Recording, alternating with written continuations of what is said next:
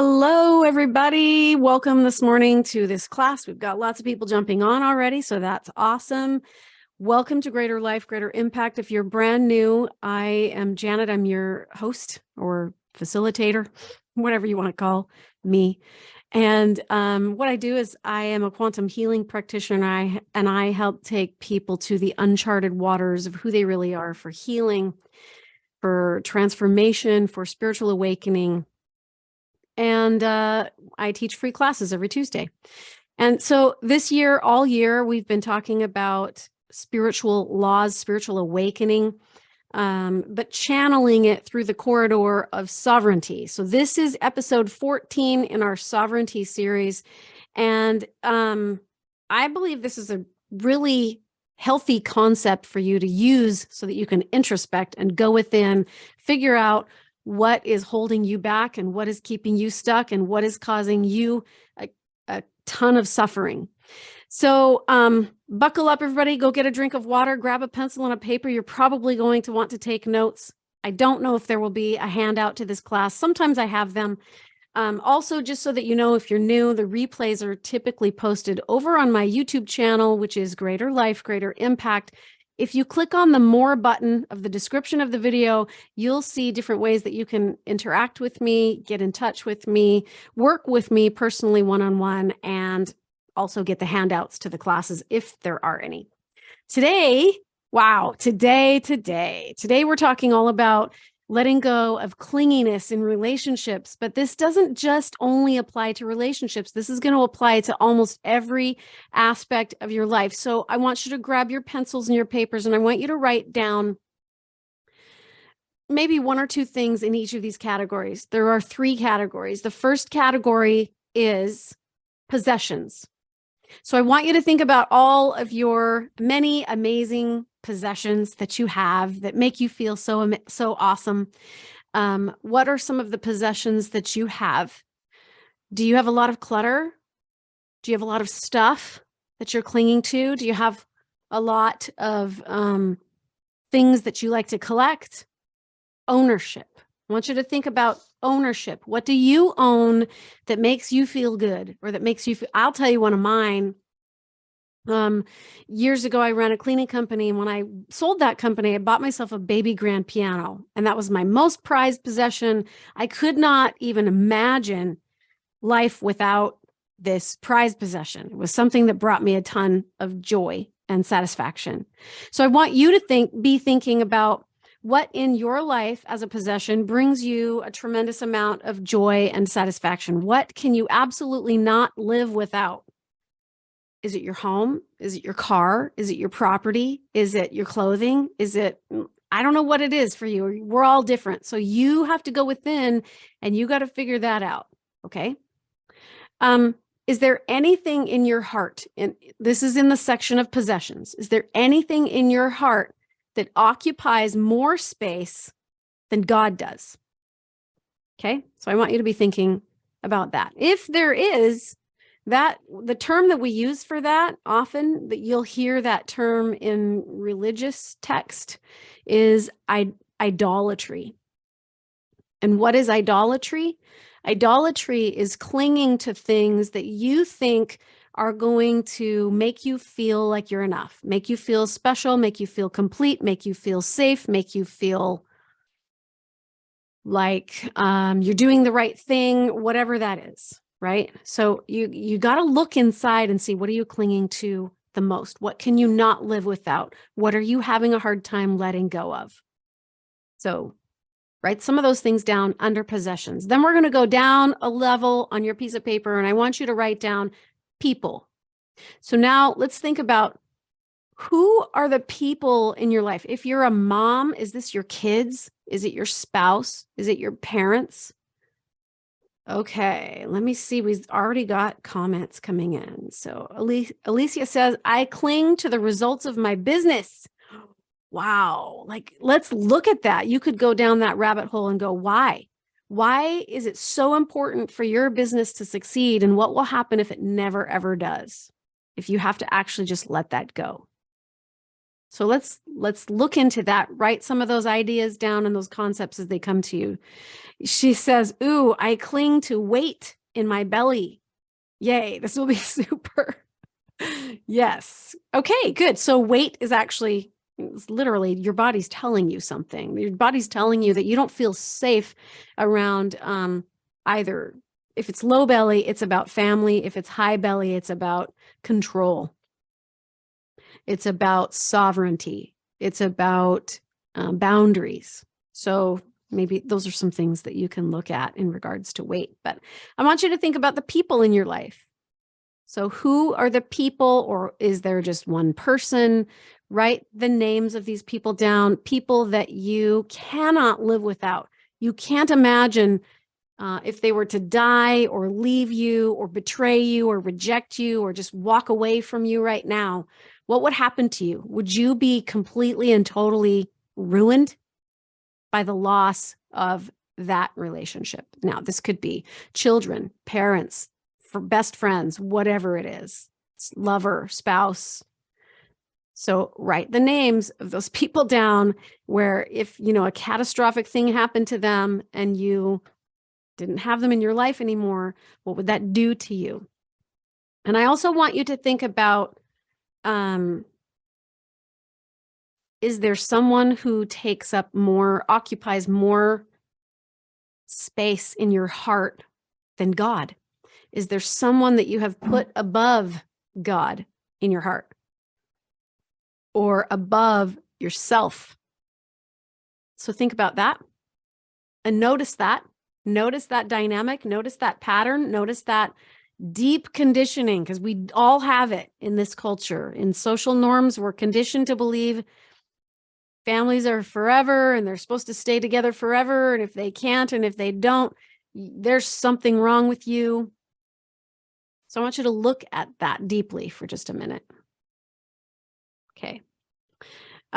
When we cling too tightly to things, possessions, objects, people, it's going to create suffering for you in your life. So I just want you to notice, what am I clinging to? If that were to be taken away from me, how much suffering would there be? And would I still be okay without it? Or would I absolutely get wrecked and not be okay without those things? Are they defining my sovereignty, my autonomy, my independence, my identity? How are those things playing into my identity? Do you guys ever watch the show Hoarders? Raise your hand if you watch the show Hoarders. Just drop a yes or a Y into the chat if you ever watch that show. But the reason I bring that up is, yes, lots of people are raising their hands. The reason I bring that up is because when they start to clean up the property and they start to clear out all the clutter and throw things away and get rid of stuff, that person starts having tons of emotional breakdown. And in some cases, some psychotic breakdown. So what that is telling you is that there's a lot of deep wounding, for one thing, and that person has associated their identity and their okayness with having that stuff around them to make them feel safe, to make them feel whole, to make them feel okay, or make them feel complete, or to make them feel whatever it is that they're feeling. So what are some of the possessions? What are some of the people in your life that make you feel safe and whole and okay? And what would happen?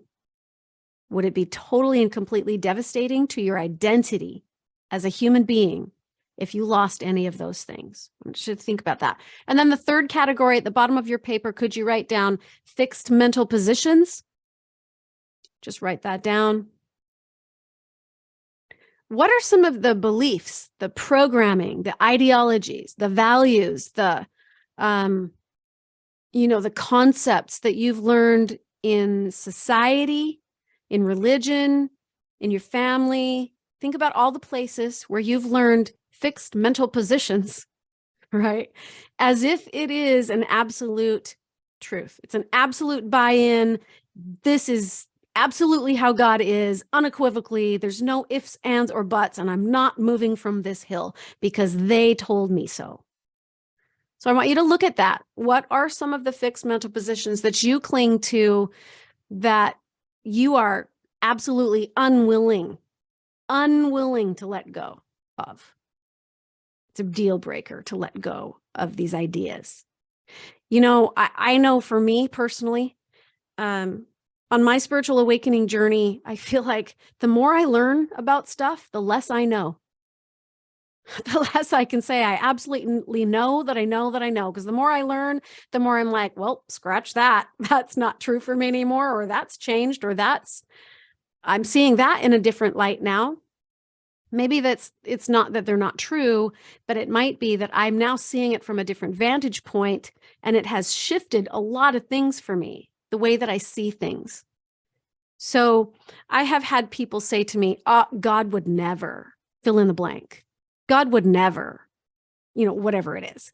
And I have to ask myself, when I hear those statements, I have to ask myself, I don't know what God would never, I don't know what God would do or wouldn't do.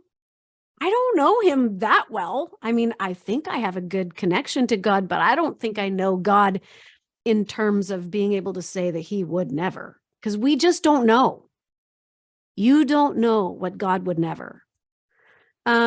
Ruth says, I have so many around what it should look like to be a mom, especially a good or righteous mother. Yeah, that's tough. Those are fixed mental positions. Can you give examples of your shifting? I have to think about that for just a minute. But yes, I'll remind me and I'll try to come back to that and share with you how things have shifted. Part of it is how, as I have learned how to develop sovereignty and autonomy in my own spiritual journey, my own spiritual path, I see family relationships in a different way. I don't have ownership or possession or control over these people. I've been able to just kind of let them be who they are. I can set them free to live their life the way they need to without me feeling unsafe about their choices. So that's one. Another one is just the construct or the concept of who God actually is. That is constantly evolving and changing for me. And it's scary. It's scary to have those fixed ideas or beliefs challenged, because we're taught, nope, you got to believe this, and this is the only way that it goes. And if you lose this belief, you're damned. You're lost. You're bad. Something's wrong with you. Those kinds of things. And so, but as I have developed my relationship with God personally, it has shifted the way that I see God or godly beings. I believe there are many beings that are godly that I can interact with. So those are some of my few examples, just shifting the concept of God is no longer a big daddy in the sky that gives me what I want. Okay. Let's talk about mirrors now. So you've got your three categories. You're really looking inside. You're introspecting a lot on, what am I clinging to? What is more important to me than myself and God? So let's now look inside.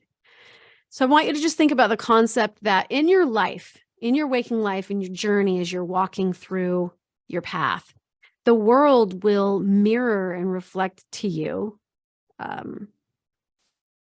Most of us, it will mirror and reflect to you what's going on inside of you. So if you have deep-rooted fears or trauma or terror about losing something or losing control, maybe you've been through a lot of abuse and there's PTSD and you have a lot of fear, and so you're gripping tightly to something or to someone because you don't feel safe being all by yourself or all alone in the universe. Most of us have deep-rooted fear and terror and trauma within. So it's important that we remember that life is mirroring things to you. So it will show up in your body. It will show up in your bank account. It will show up in, meaning like the things that you feel terrified of letting go of because you're scared of lack. It will show up in, or maybe you just are struggling to manifest the things that you desire because you're blocked. It'll show up in your relationships, in your external relationships. So it's important that we go within and start recognizing, hey, what is going on in here that I've put here that is still unresolved, that's creating this pattern of, I keep manifesting the same relationship over and over and over. I keep manifesting the same problem in my life over and over and over. Well, here's an example of a pattern that you might see. My husband used to manifest broken things. Like every time, I swear to you, every time we would buy something and we would open up the new box and the new container and the newness of it all, it would be defective or broken. Like every time I would just be watching him open stuff up and I would think to myself, wait for it. There's going to be something wrong with that. So there's a pattern there, right? So a good question that you could ask yourself, if that is the pattern, would be, what is broken inside of me? Is my heart broken? Is there something broken inside of my life, inside of myself, my soul, my experiences? Those are good questions. Another really interesting, introspective question. My daughter asked me a question yesterday that was really, really opened up a lot of internal healing for myself. We were talking about violent movies, watching violent movies. And I said, I hate violent movies. I can't stand watching violent movies. I don't like watching people get killed or maimed for entertainment purposes. And she said, what's so wrong about violence? And I said, I don't like contention. I don't like it. Why? She said, why don't you like contention? And I said, because if there's contention in my life or in my relationships, I shut down. I don't like that feeling of having to shut down. And then she raised her eyebrows because she's a healer. And she said to me, what is it in you that cannot show up and be present for something that is contentious? So I had to look at that and I went even deeper and I thought, well, I guess maybe I'm afraid that I will be bad or that I am wrong or that I am dark or that I myself am evil in some way as I'm projecting that judgment onto the screen. And so that was the root, is that I'm scared that there's something bad inside of me. So I don't want to look. I'm going to shut down. Interesting. These are great questions to ask. What's going on in me? So I want you to just kind of, as you think about the mirrors, as you think about the universe reflecting back to you patterns, do you constantly attract the same kinds of people into your life over and over that's not very healthy for you or them? Are you doing that? Are you constantly attracting unhealthy people or, I already said that, but broken things? What is continually showing up in your life? So write down some of the patterns that you've noticed about you and what you're attracting and what you're bringing in. And could you ask some questions around that stuff? So maybe I am attracting people that are needy to me. Perhaps I'm doing that. And then I look around and I'm like, I can't take it all. I can't be everything to everybody all at once. It's too much. I can't handle it all. There's too much need. Everybody needs me. Well, maybe you could ask the question, where in my life do I not feel needed? Where in my life do I not feel special enough to just be? Why do I have to have everybody need me? Why do I have to be the center of everybody else's world? Why can't I be the center of my own? Those are good questions. So I want you to look at your patterns. I want you to come up with a couple of good questions. Why am I doing this? What could I do differently? Where in my life have I attracted X, Y, or Z? If you're being shamed or shunned or accused or betrayed, attacked in your life, if you're seeing some of those things happen, because lots of people who go on their spiritual awakening journeys will have those things start to happen, So you can look within, internally introspect into that mirror and go within and go, okay, where in my life am I rejecting myself? Where in my life do I feel so hurt, so sad that I'm attracting more betrayal, more rejection, more shame? Where in my life? So you can start asking those questions, write them down.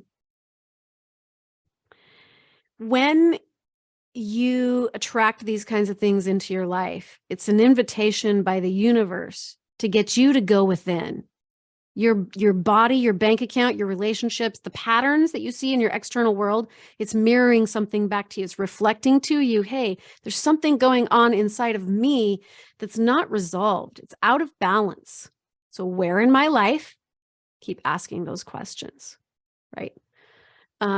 If you have symptoms, maybe you have a pain in your knee, like me, maybe there's a pain in your knee. So you could say, where in my life am I having a hard time moving forward, stepping out? So think about how the body speaks to you symbolically, metaphorically. What do your arms do? What do your legs do? What does your brain do? What does your heart do? So where in my life do I need to forgive? All things to look at and listen to. And so when you're having these things being reflected to you by your life and by the universe, and it's inviting you to go within and to awaken and to realize that you are okay just the way you are. But you have to be willing to let go of what you're clinging to in order to get to that place where you can be okay just the way you are. So this is an invitation to transcend that gunk that's within you, to transcend this prison-like world that we live in, where we are prisoners to our relationships, our bank accounts, our patterns, our programming, what the world says. We're very much prisoners to so much of this stuff. And these are invitations then, these symptoms that come up in your life, they're invitations for you to go within and ask those questions. And if you don't ask those questions, and if you don't figure out what's going on inside of you, you're going to continue to manifest that stuff over and over and over until you see it, until you get it, until you transcend it and overcome. Okay?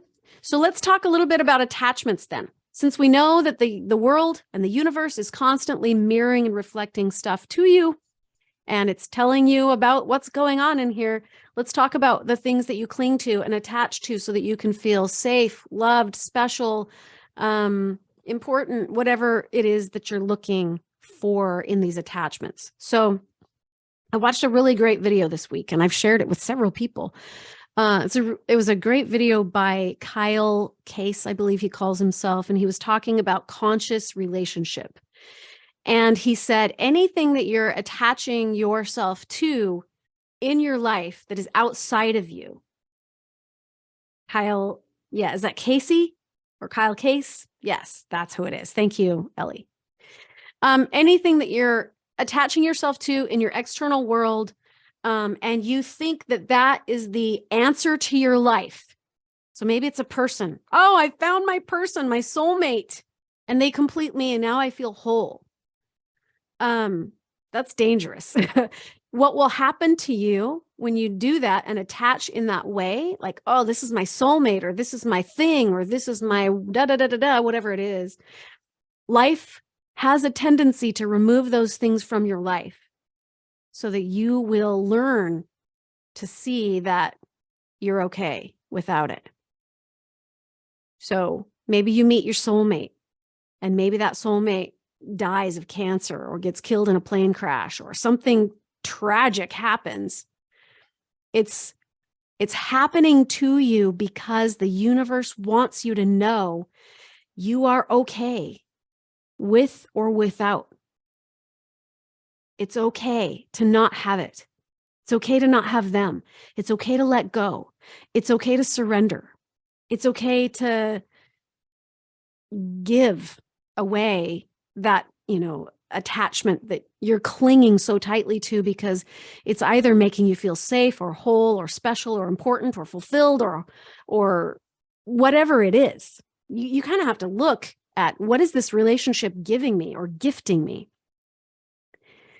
It is not any other human being's job to gift you those feelings, whether it's love or respect or approval or wholeness. It's nobody on the planet's role to gift you those feelings. That's your job, to go within and find them inside of yourself. And if you're clinging too tightly to someone or something, the universe will take that away to show you that you're okay without it. Now, does that mean it's always going to happen? Probably not. But watch, because life has a tendency of doing that. If you want to spiritually ascend and transcend this prison-like world that we live in, where we're all so asleep and so unconscious, if you start going down your spiritually awakened path, just notice that you may be called upon to let some things go, and that's okay. Let me give you a good example. It doesn't always mean that God's going to take all that stuff away from you. But look at Job in the Bible. Everything stripped from him, including his health and his good name and his wife and his children and his family and his business. Everything that mattered deeply to him was stripped away from him and taken from him. And what did he get in return? An incredibly amazing, sovereign relationship, undeniable, with God. Who doesn't want that? If you want that, there's a cost. You have to pay for that. You have to be willing to let go of the things that are inserting themselves in between you and God. One day after we moved to Missouri, I was unboxing things and putting things away and putting stuff on the walls and putting furniture in its place and making everything beautiful, because I like beautiful things and I like things in order. Like, I like things to be organized. So I was putting my house in order and putting things, making it beautiful. And at the end of the day, I stood back and I was looking at all the perfectly placed things, and I was just kind of appreciating my creation, my handiwork. And God said, "Good job. Now picture it all underwater." And then I was like, "Oh yeah, okay. Letting go. I'm letting go of all of it. It's okay. It's okay. I don't have to cling to these things. I don't have to attach to these things." Does that mean God's going to take away those things from me? I don't know. I doubt it. I don't really know. But if it was a part of my journey to have to lose a home to a fire or a flood or a something or whatever happened, and I had to let those things go, I know that I would be perfectly okay, that it is what it is, and I would be okay. Okay. So life has to remove things from you from time to time to help you to see that you are okay without it. You are sovereign, and it's all right. It's the same with relationships too, like we talked about. So life will pull those things away. The most important relationships that you have are the ones that are here to teach you what you're clinging to the most, or vice versa. So think about, I think a lot of you mothers can relate to this, because I felt this way as a mother. Maybe some of you don't do this, but I did. As a mother, I felt that it was my job to teach, to instruct, to guide, to provide everything for my children. Prepare them food, a nice meal, a clean, tidy home. I homeschooled all my kids. Like, I just had to be in control of it all. I had to be their world. And if I couldn't be their world, who am I? Right? I needed them to see me as their universe. That's unhealthy. That's very unhealthy.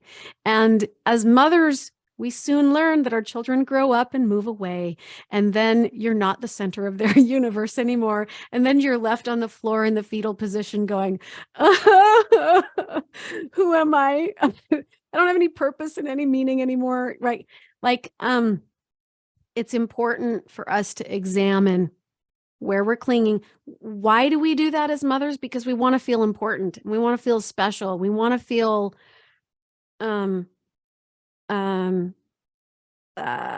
important, I guess. That would be the best word. But sometimes we do that with our spouses too. We want to be our spouse's world, especially when you're first dating, you're first married.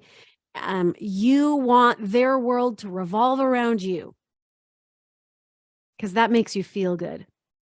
That makes you feel loved and seen and heard. I'm sorry, but that's not their job. Their job is not to gift you love and to be seen and to be heard. That's your job to go within and recognize and realize that you're okay with or without the relationship. Lisa says, and needed. Yeah, feeling needed. Women do that a lot. Men are similar. I mean, sometimes men will, go into that. I have to provide, I have to protect everybody. I have to make sure everybody's okay and make sure everybody's safe. And then before you know it, you're trying to control the universe. You're trying to make the whole universe be safe for everybody.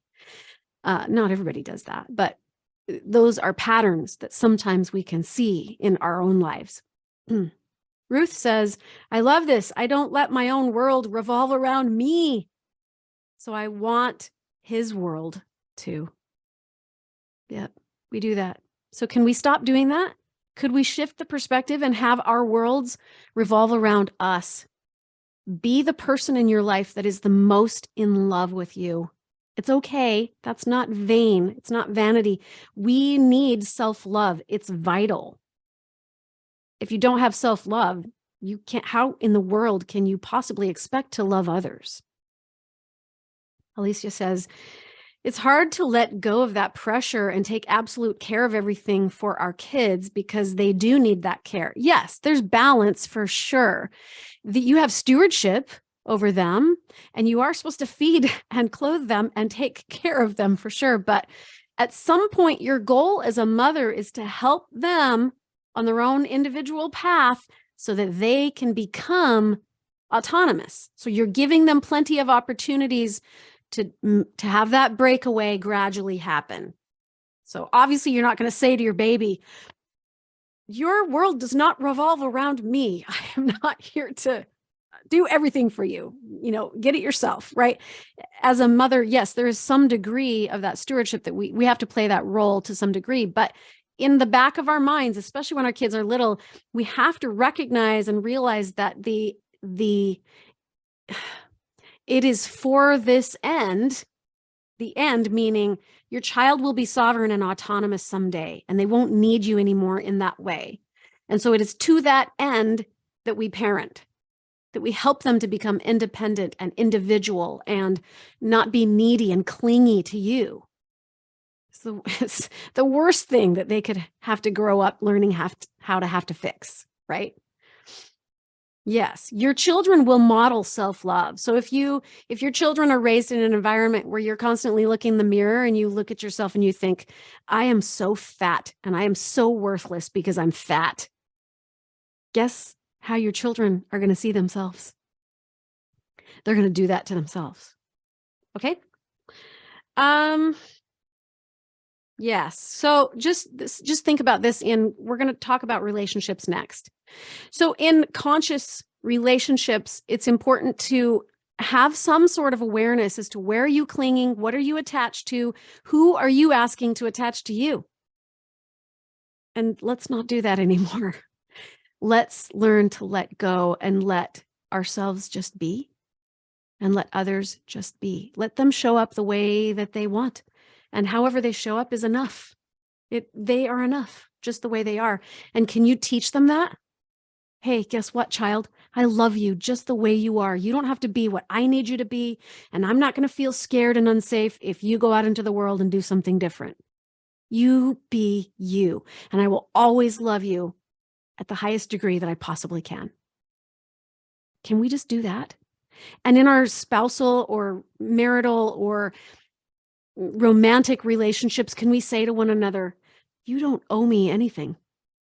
Just be who you are, explore, expand, follow your path, follow your dreams, be who you are. Please just be that, and you don't owe me anything.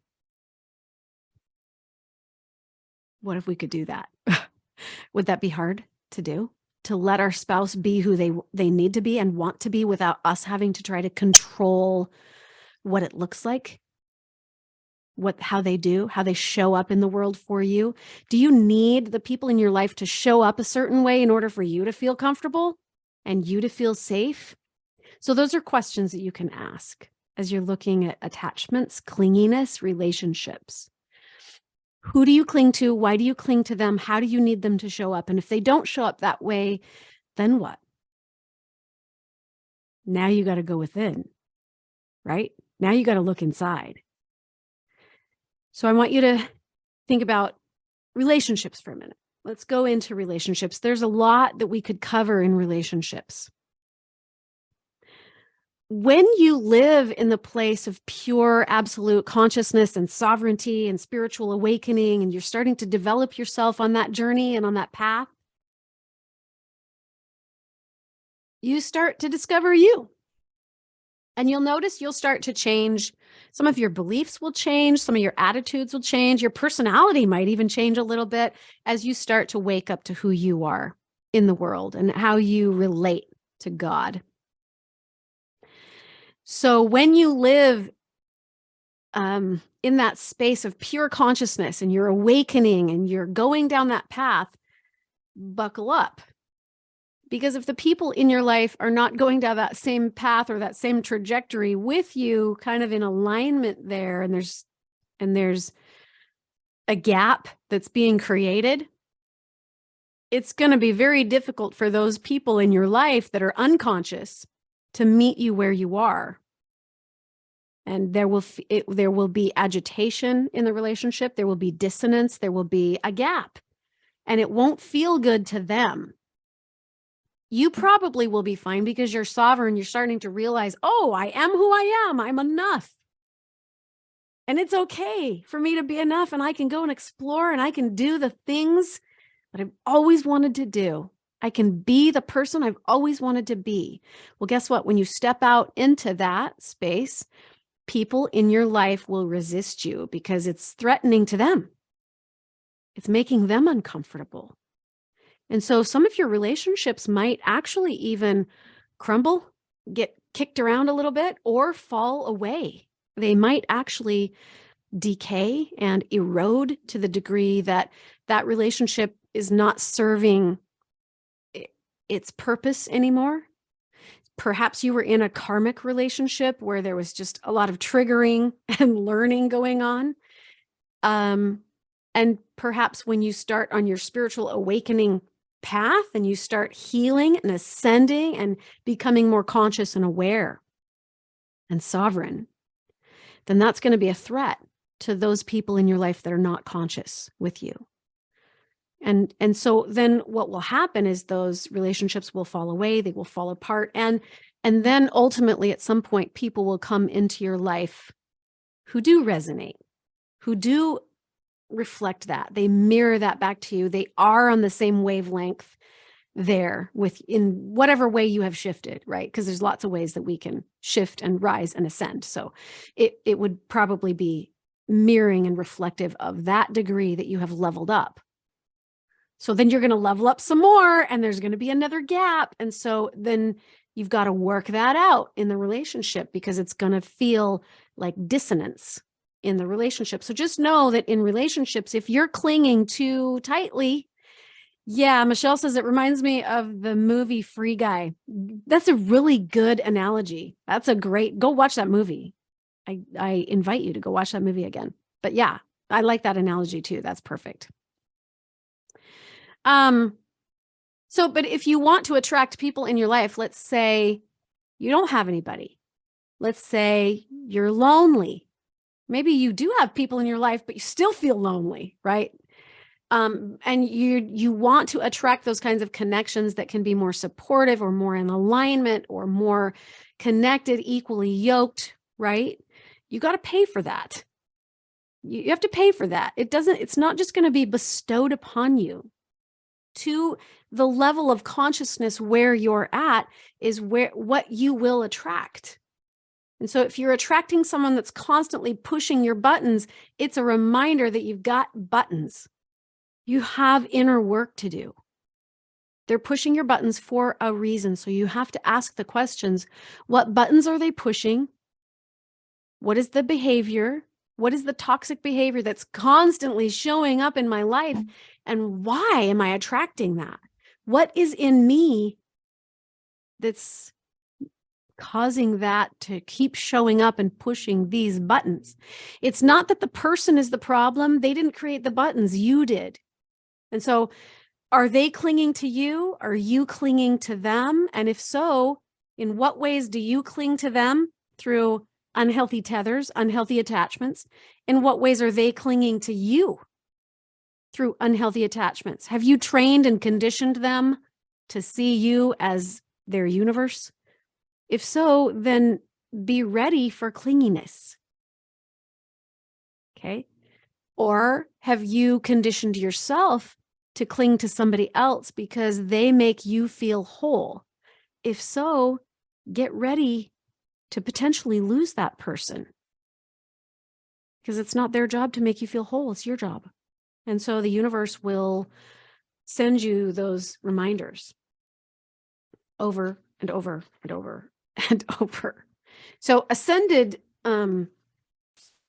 relationships, ascension, I guess, in us, as you become more conscious and aware and sovereign and start waking up as a spiritual being, this will change relationships. It will shift all of your relationships. And as you move up that spiritual ladder, you're going to see your relationships in a different way, and they'll start to see you in a different way.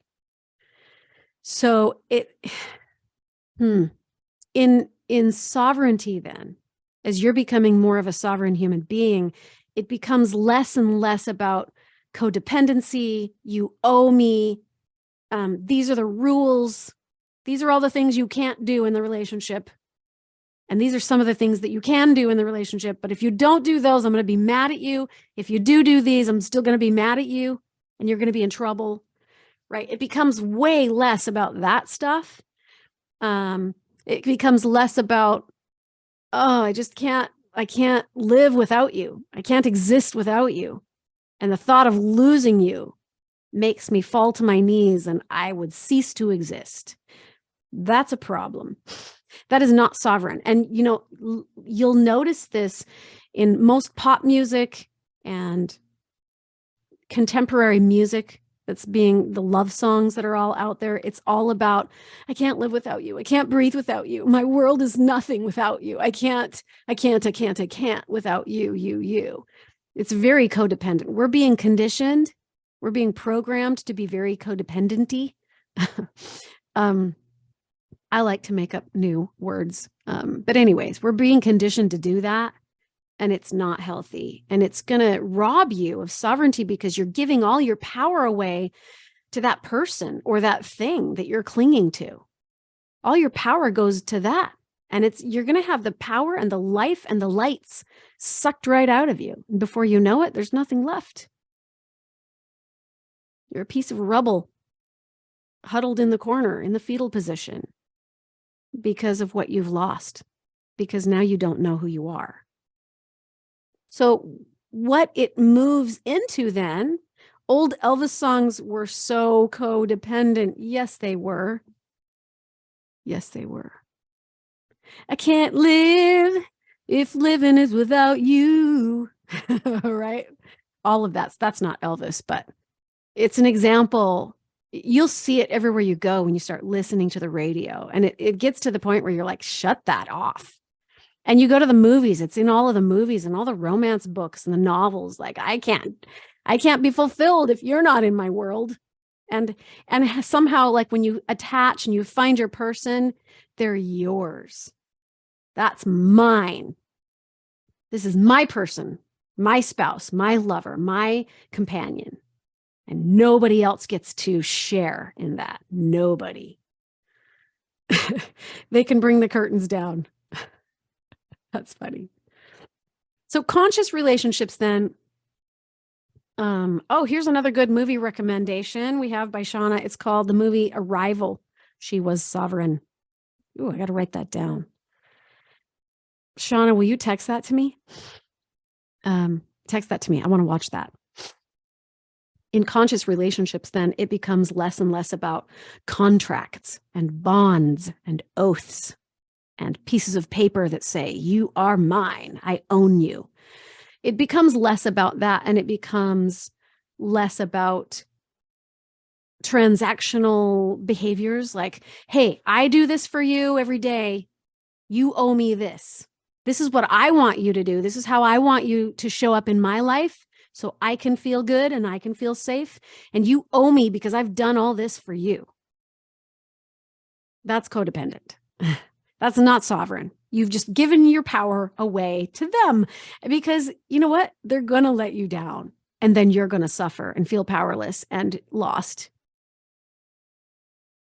Okay. How do we solve this problem? In spiritual awakening, as you awaken spiritually, you start to recognize that who you are at the core level isn't fear and trauma and terror. Who you are is love. And that self-love is what liberates. It's what elevates. It's what transcends all this lower level gunk that we've been conditioned for. Okay, so love liberates. Love will set you free. When you truly love yourself, you will not allow another human being to come into your world and control or manipulate you or guilt or shame you or shun you or abandon you or abuse you. You will not allow that to take place because your levels of self-love are so high that you get what you need, not from outside of you, but from inside of you. Does that make sense? So it's like saying to your lover, I love you so much. You are free. You're free to pursue your dreams and goals. You are free to have your own inner guidance. You are free to show up, make your own choices, do what you do. And I love that because I love this first. And that when you learn to go within and love yourself first, now you're connected to God. Now you're free flowing in God's love. It's freely available to you. You have God, and there you don't need anything else. But we're hardwired as human beings to want connection, to be connected. We're hardwired for that. That's called interdependence, but not codependence. Interdependence happens when you are first sovereign, independent. You can float around in the universe all by yourself in a bubble, by yourself alone, and it's okay. But we're not designed to do that. We're designed for connection because there's this oneness factor. So when you learn self-love, you step into the oneness. Now you realize, oh, I'm connected to everybody. I don't have to have ownership or control or cling or contort the connection. I can just be. Now I can be interdependent with others, as many as I want to. And it's not threat. It's not a threat to your other relationships. You're not doing anything wrong. You're not, it's safe. It's okay. You don't have to check in. You don't have to feel like you're going to be in trouble in the relationship because you went against what they have projected onto you is okay in the relationship. Hopefully that makes sense. This is where relationship is going in the higher dimensions. As we start to release the codependency of the 3D world, and we're stepping out of the 3D world, we walk away from control-based relationships and we start stepping into liberated relationships that are just all about sovereignty and love. There's a release of that control and manipulation and force in order for us to get people to show up the way that makes us feel good or safe. In conscious relationships, two people offering love at a zero control level, that is divine. That's the highest levels of love. And what happens eventually in those circumstances is that they become the highest choice for one another. You vibrate at this level, they vibrate at that level, and you're like, oh, that's delicious. I choose to spend some time with you, to be with you, because it feels so good. It's so in alignment with where you're going and who you are. And that's okay. So it's based on the evolution of the soul. The soul's evolution is first. It comes first. It's a priority. And you respect that person's journey and they respect your journey. Now, that's a problem because that is rare. The world's been conditioned to be codependent. And so the majority of the people on the planet are codependent and unhealthy and toxic and controlling and vitriolic. And this is how they show up. I got to go out into the world and find my person. As soon as I find my person, I latch onto that person because they make me feel complete. But if you can't make me feel complete anymore, my claws will come out and then I have to hate you. That's how we've been conditioned to see relationship. That's not where the world is going. That's not where consciousness is going. Where consciousness is going is the respect and honor of an individual's sovereignty and agency and love.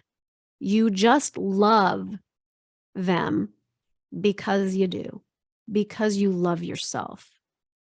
And you don't need anything from them. It's not needy or wanting or wanty.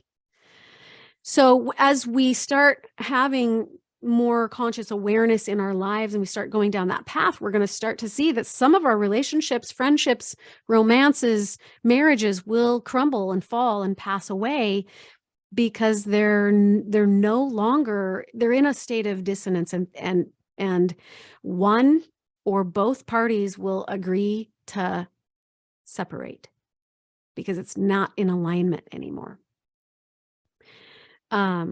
And so when a conscious person starts to wake up and they bump up against that relationship with another person who is asleep spiritually, not sovereign, very codependent, that newly awakened person will collapse the relationship instantly. It'll just feel wrong. As you move forward in this path, you're also going to learn and recognize or notice that there's fewer and fewer people on that path.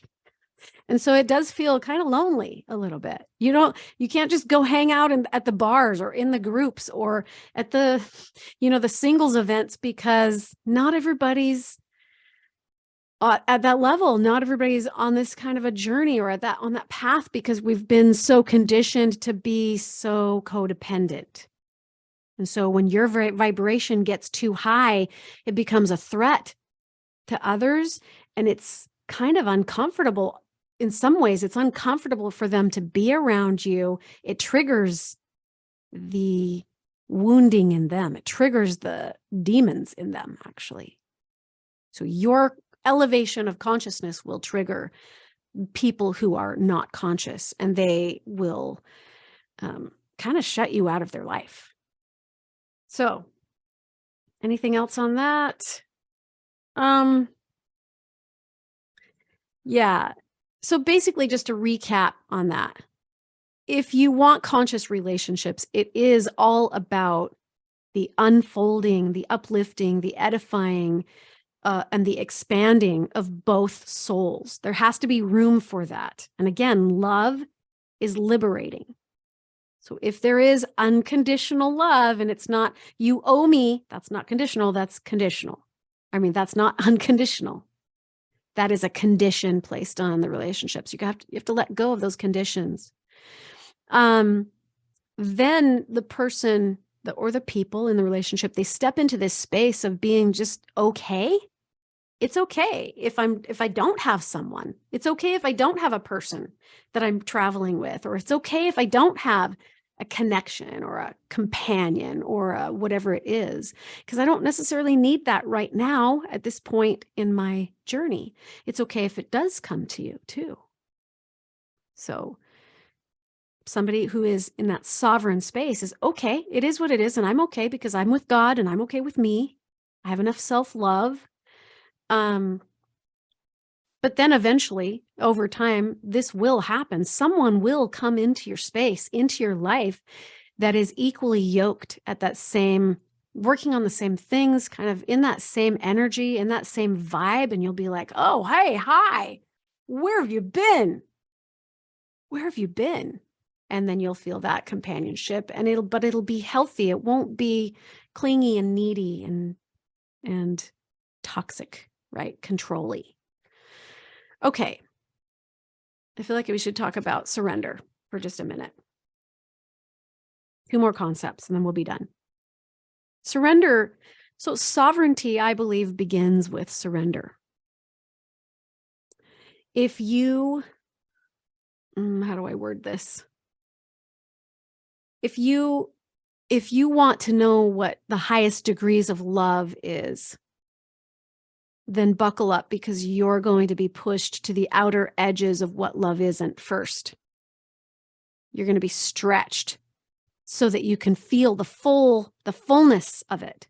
What is the fullness of love? Everything that it is and everything that it isn't in one container. So you got to experience that first before you can step into the fullness of what love is. How in the world could you ever expect anything less than that?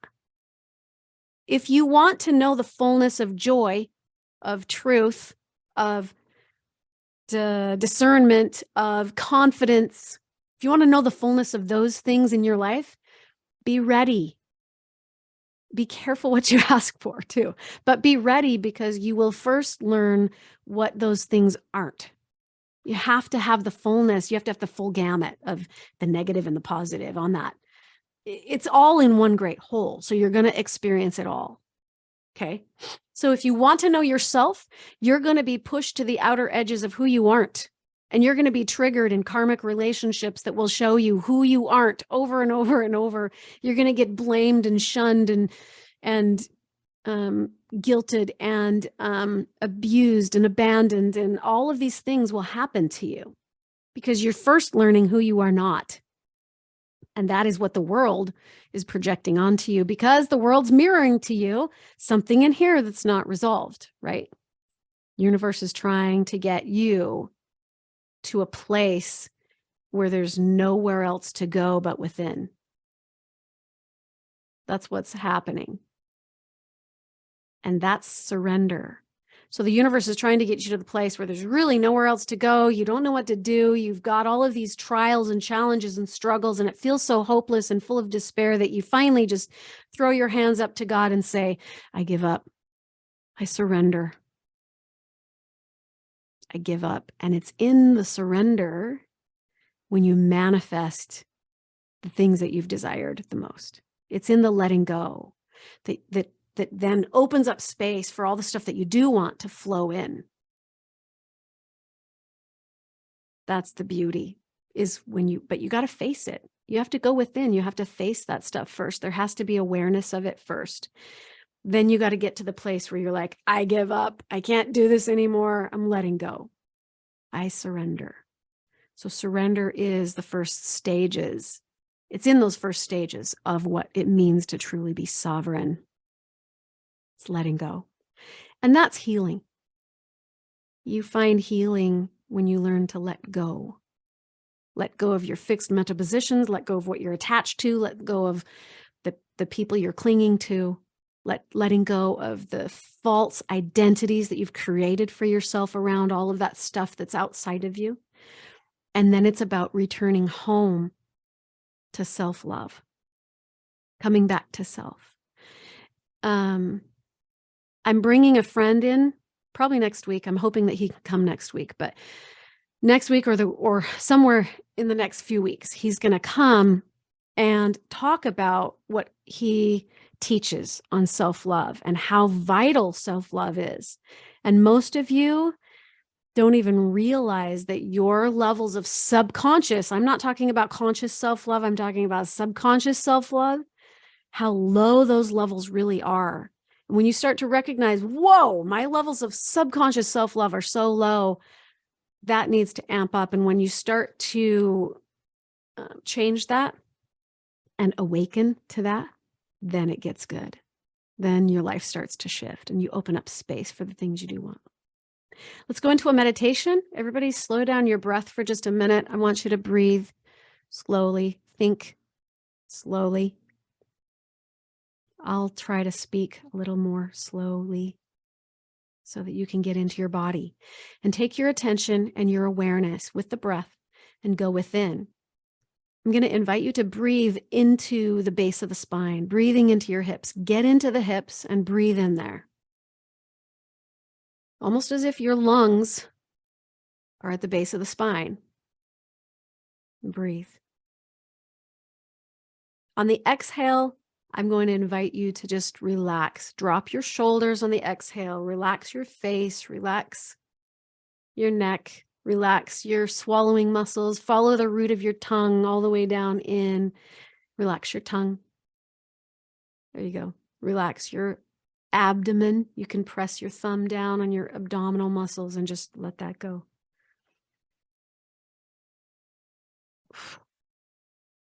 You should hear wind coming through your lips. Tighten the lips a little bit. Puff the cheeks out a little bit so that you can hear that wind. Slow that exhale way down.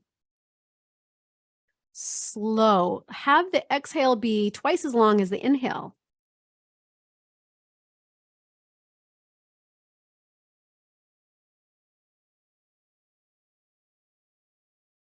Drop your shoulders, relax your face, let it go, let it go. I just want you to think about letting go of tension, letting go of tightness, letting go of where your muscles in your body are storing resistance and tension.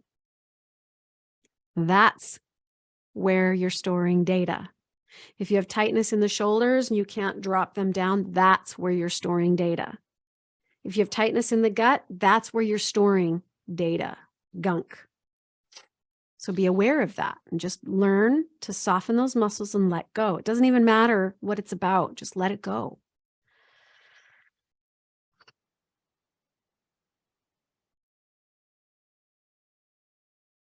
Keep breathing, keep letting it go, handing it over. Now, there might be people in your life that you need to let go of, just consciously and subconsciously, the tethers. It doesn't mean you have to not have a relationship. It just means you got to let some stuff go energetically. So can you, all the people in your life that bug you or have harmed you or wronged you or bothered you in any way, just hand them over to God and place them in the light and just say, will you please receive this for me? Will you please take this? Them? Will you please hold them? I'm letting go. I'm letting go of the tethers. I'm letting go of the attachment. I'm letting go of the pain and suffering. That's forgiveness. I'm letting go of the pain and suffering. I'm letting go of the way that I have attached to them through my suffering and my pain. And I'm letting go of my own pain and suffering as well. So can you hand your pain and suffering over now and let it go? And can you breathe into that? Just let go.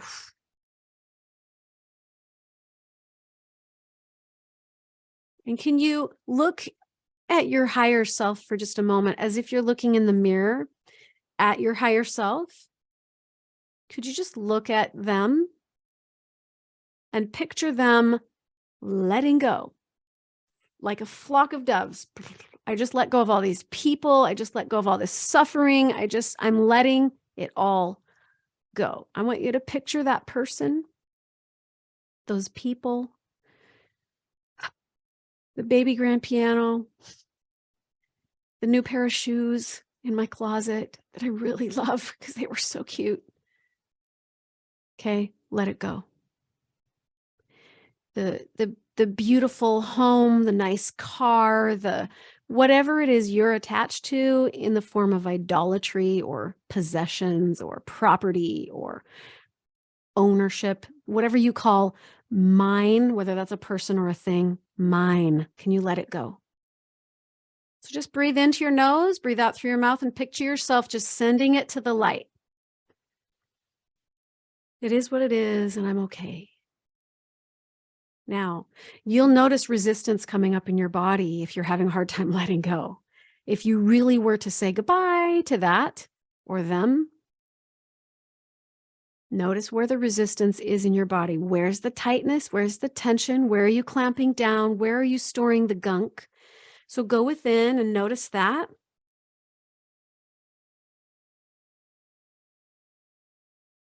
Woo, where is it showing up for you? Where does it feel heavy and gunky and stuck? Because you can't let it go. You don't want to. It's scary. It's painful.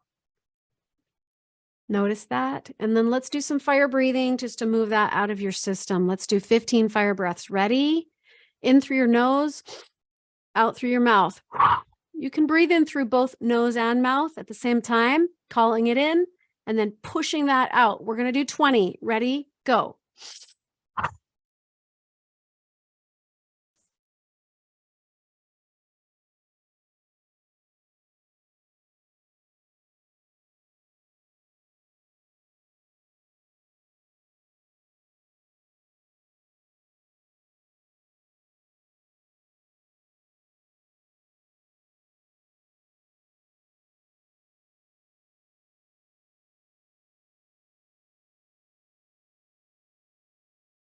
Slow it down. It dries out your breath or your throat, but just slow the breath down. Breathe in through your nose, breathe out through your mouth, let it go. Breathe in, breathe out. Drop your shoulders on the exhale, relax your gut, press down on your upper stomach with your thumb, relax that. Just let your belly hang out if you have one. Some of you don't, some of you do. Can you let that go? Can you hand it over? Can you forgive? Can you just let it dissolve in your mind? Just send it into the light where it's supposed to be.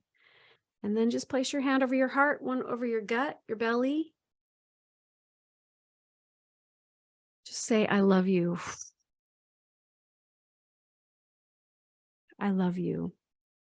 I'm sorry for what's in me, all of this gunk coming up in me. I'm sorry about that. Please forgive me. Thank you. I love you. I'm sorry. Please forgive me. Thank you. Handing it over. Now, I'm going to ask you a series of questions. I want you to give me an audible yes. Say it out loud, please. Can you let go of this gunk? And can you let go of all of the self-disapproval that came through the trauma and the drama and the terror and the fear and the I'm not enough and I'm not worthy and I'm not safe? Can you let go of all of the self-disapprovement? And can you let go of disapproving of yourself some more? And can you let go of disapproving of yourself even more than that? And can you let go of disapproving of yourself even more than that? Karen's typing it in. Yes, thank you. And can you let go some more? And more? And more? And more than that? And can you let go of all of the little fragments and crumbs and particles that are left of the self-disapproval that you have left in your system? Can you let that go? Breathe in, breathe out, let it go. Let it go some more and let it go some more. And could you look in the mirror? Let's go inside of our heart for a minute. Let's just go inside the soul. So you're not in your body. You're not looking at your body from outside. You're inside your body, so you're not going to see your body. Let's look in the mirror while you're in there. I want you to only look at your higher self. Notice how much more luminous and radiant and vibrant and alive you are in there. And can you look? Can you just look? Can you just look at yourself? And can you give yourself some approval? And can you give yourself some more? And can you give yourself some more approval? And can you give yourself more than that? And more than that? And more and more and more and more and more? And can it go higher and higher and higher? And can you feel that gratitude and that love bubbling up for yourself, that self-love? And can you feel it more and more and higher and higher and higher and more and more and more and more? Can you give yourself, yes, yawning, yes, that's a sign you transformed the energy. So good job. Can you give yourself more of that love? I love you. Can you just say to your higher self now, I love you. I love you. Could you look in the mirror and say, I love you? I do. I'm sorry for what's in me unresolved. Please forgive me for that. Thank you. I love you. I'm sorry. Please forgive me. Thank you. Go inside. Go within. Look, if you get a minute today, look in the mirror. Go into your left eye and look into the mirror, just right into that one eye, and just keep saying, I love you. Go all the way back to when you were a baby and say it to your newborn baby self, and then your child self, and then your teenager self, and just keep saying, I love you. I love you. I love you. And say it all the way up into the present moment now. I love you. I do. Left eye is the spiritual side of you. It's the feminine side. You can do both eyes, but start with the left and just let all of that spiritual wounding resolve itself in there. Another way you can do it is if you have here, let me show you. I have this picture right here in my office of Christ. So when I do my exercises like that, I look into his eyes. If you don't have a picture, why not? Good grief. Why not? Why not just call him into a meditation and look deeply into his eyes and have him go back, take you back all the way to the newborn, the child, the teenager, the wounded, terrorized, confused, abandoned self, taking it all the way up to the present moment now until you feel self-love. Now you don't need attachments. Now you don't need someone to gift you love. Now you don't need it because you are love. So can you just go inside? Can you say, I am love. I am light. I am peace. I am truth. I am whole. I am sovereign. And I'm okay. It is what it is. And I'm okay. I will never not be okay because I am. Go into the I amness of your I am. And I bid you all a beautiful rest of the day. Thank you for being here. Thank you for being present in this divine, infinite, eternal moment right now. I appreciate each and every one of you and have a blessed rest of your day. Bye. Bye, everybody.